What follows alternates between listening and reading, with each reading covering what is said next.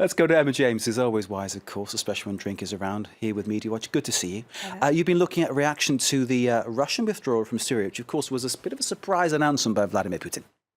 Yes, indeed. It has come as a surprise to many people and has been greeted with a fair degree of scepticism, I think it's fair to say. If we take a look at this opinion piece in the Wall Street Journal, Stephen Sestanovich talks about the fact that he, along with many others, greeted this news sceptically, and he said, "I suspect my own reaction, what's that sneaky guy up to this time, is not uncommon." He goes on to say that he almost certainly never intended this to be a long military campaign, and that Putin sees no great advantage in making Russia a full party to Syria's civil war, and it may even be losing him support at home. So the reason may be as simple as that, or there may be something else that we just don't know about yet.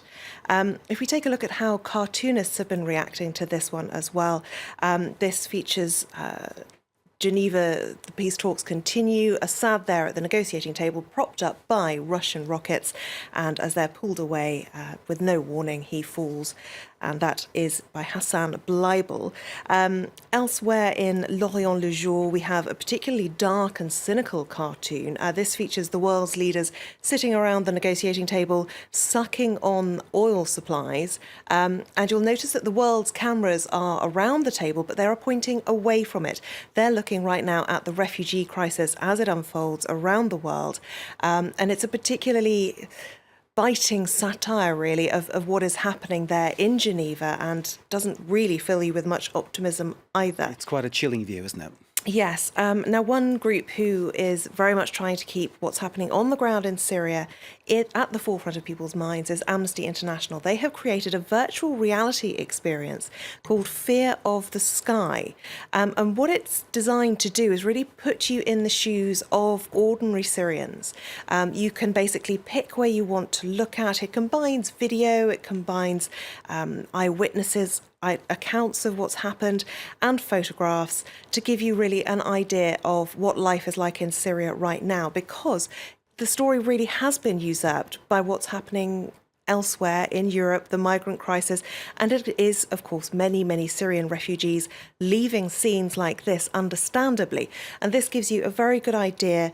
As one reviewer said, it's been said virtual reality might be the ultimate empathy machine, allowing people to see through the eyes of others and better understand their struggles, and nowhere needs that more than Syria.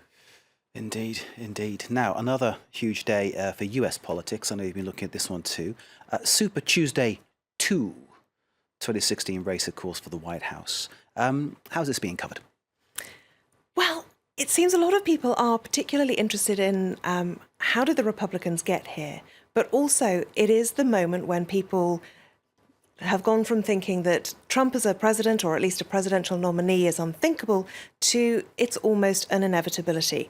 Matt Verker is the cartoonist for Politico magazine, and he's created this image of the hate and fear generation station, and it looks like a nuclear disaster. Basically, the mushroom cloud coming out of that nuclear plant is, of course, in the shape of Donald Trump's head.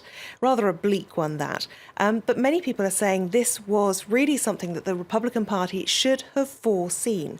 The Daily Beast, looking at this one very much from a Democratic point of view, it has to be said, with John Favreau, he says that the Republican Party is no longer a functioning institution. It's a party that cannot govern itself, let alone the rest of the country. What he says is that he saw the first signs of this back in 2008 when Sarah Palin was on the campaign trail, talking to an angry mob of people about how Barack Obama didn't see America the same way that they did, that he was palling up with terrorists. And this group then began to chant treason. So the seeds were sown around that time, he says. The New York Times also looking at this one with an opinion piece from Paul Krugman. He says the GOP has spent decades encouraging and exploiting the very rage that is now carrying Mr. Trump to the nomination. That rage was bound to spin out of the establishment's control sooner or later. Donald Trump is not an accident. His party had it coming. It's puzzling, I mean, for me, I know you've spoken about this before as well, that someone like Trump, who isn't part of the Republican Party, isn't part of the establishment, suddenly declares himself as the candidate and then is kind of adopted by them. Indeed. It strikes me, from coming from the British tradition, as extremely strange. I mean, what do you think, Marcus? Yeah, absolutely. It's bizarre, isn't it? I think Donald Trump previously has supported the Clintons, for instance. He's contributed money to both Hillary and as well as Bill Clinton. He's never given me any money. That's all I'll say now. I've never had any money from Donald Trump. One last word on Go ahead. Donald Trump. The Atlantic has come up with a particularly interesting analogy on this one. Donald Trump has a 27-year history with being involved with the world of wrestling. And what the Atlantic says is that he is a wrestling heel. I have to confess I had to look up what this meant. A heel is basically the guy who is brought in by the organisers to be the hate figure, to gee up the crowd, to get them booing and jeering. And that is what Donald Trump has become. But, of course, what we all know is sometimes it's the bad guys who get all of the attention and all of the support. Indeed, but the bad guy never wins in wrestling.